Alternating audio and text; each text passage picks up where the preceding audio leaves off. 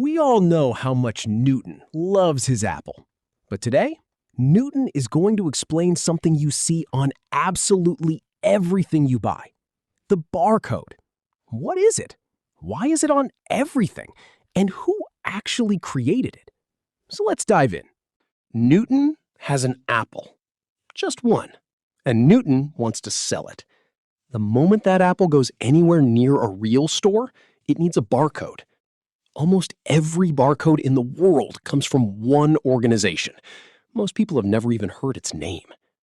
Back in 1969, grocery stores had a big problem. Cashiers were typing in every single price by hand. Lines were long. Mistakes were common. So a group of industry leaders got together to solve it.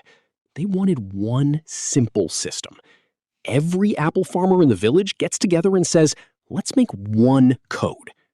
By 1973, they had their answer. It was called the Universal Product Code, the UPC. A year later, in 1974, an organization was created just to manage it. It's called GS1. In Newton's Orchard, let's give it a fun nickname, Granny Smith 1. The very first product ever scanned with this new barcode wasn't a fancy gadget or a car part. It was a pack of chewing gum. On June 26, 1974, at a small supermarket in Ohio, that single pack of gum got scanned.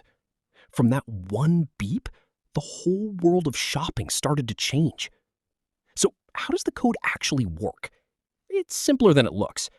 Every barcode has three parts. First, a number that says which company made the product. Second, a number that says exactly which product it is. Third, one extra number at the end that double-checks everything is correct.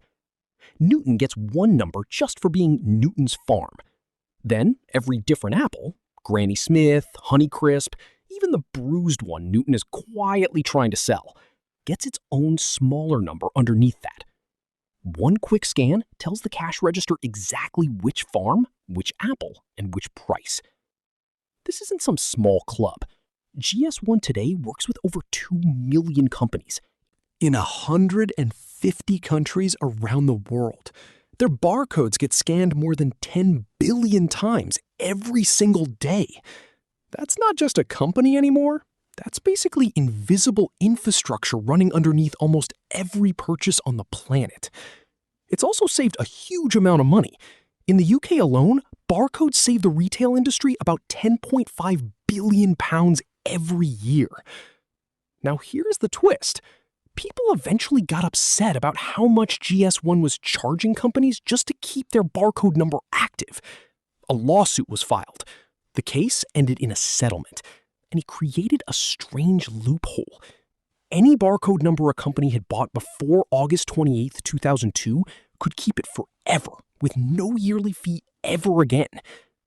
That loophole created a whole side industry.